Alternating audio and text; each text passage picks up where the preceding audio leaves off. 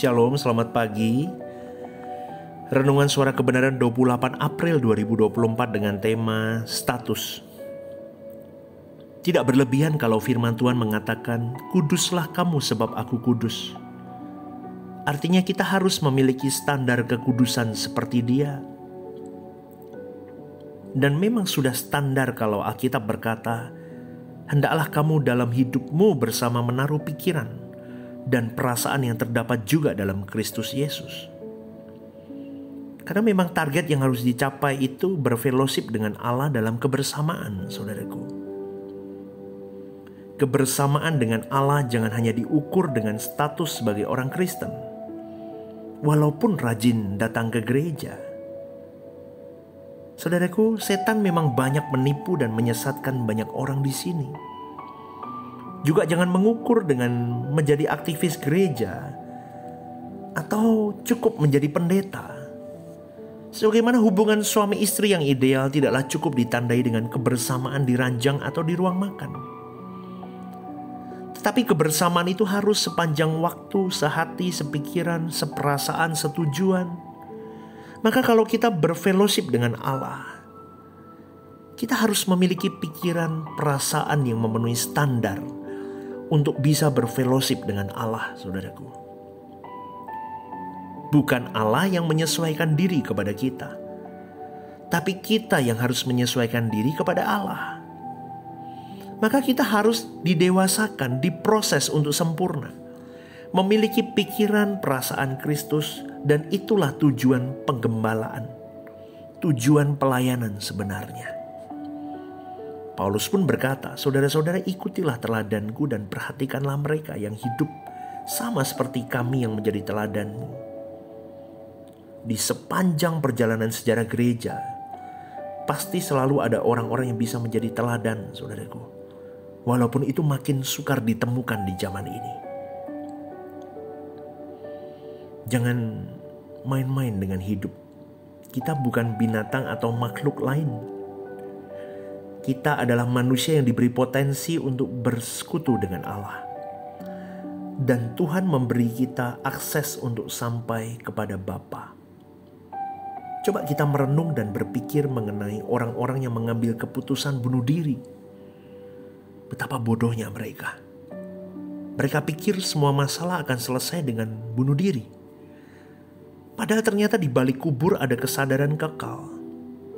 Dan betapa menyesalnya orang yang bunuh diri. Pasti, saudaraku, ketika kekecewaan yang mendera hidup mereka, dia pikir akan lewat.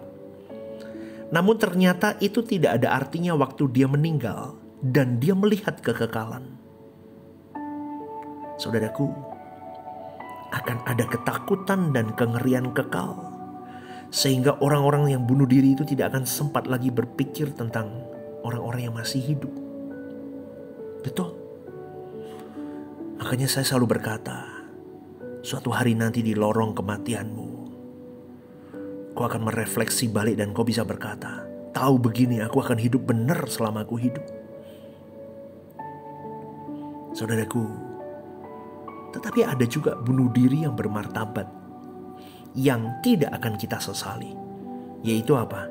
Membunuh keinginan-keinginan dosa, mematikan kesenangan-kesenangan dunia, mematikan manusia lama kita. Kita membunuh diri kita sendiri, yaitu membunuh apa? Manusia lama kita. Ketika kita mengikat janji dengan Tuhan, aku mematikan semuanya itu. Aku berjanji hidup suci. Aku berjanji tidak mengingini dunia lagi. Itu seperti orang bunuh diri, saudaraku. Tetapi disitulah kita akan menemukan Allah yang hidup.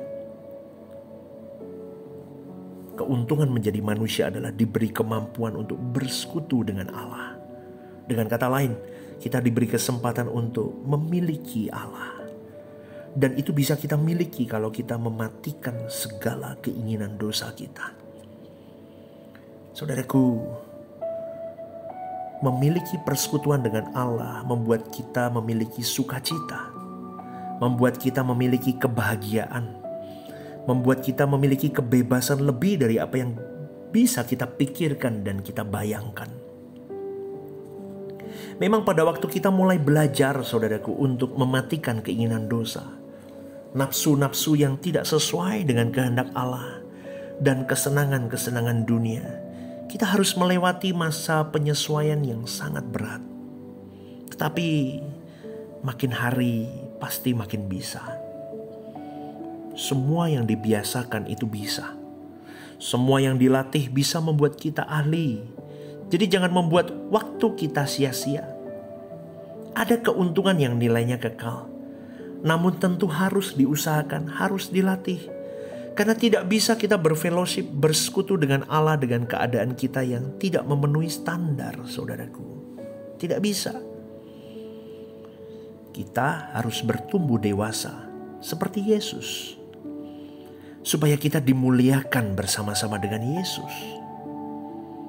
Kita bisa mengenali diri kita lebih baik kalau kita bertanya kepada Roh Kudus, model begini apa layak atau tidak dipermuliakan.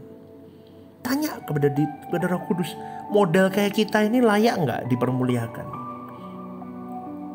Jadi jangan sampai kesempatan untuk bersekutu dengan Allah ini berlalu.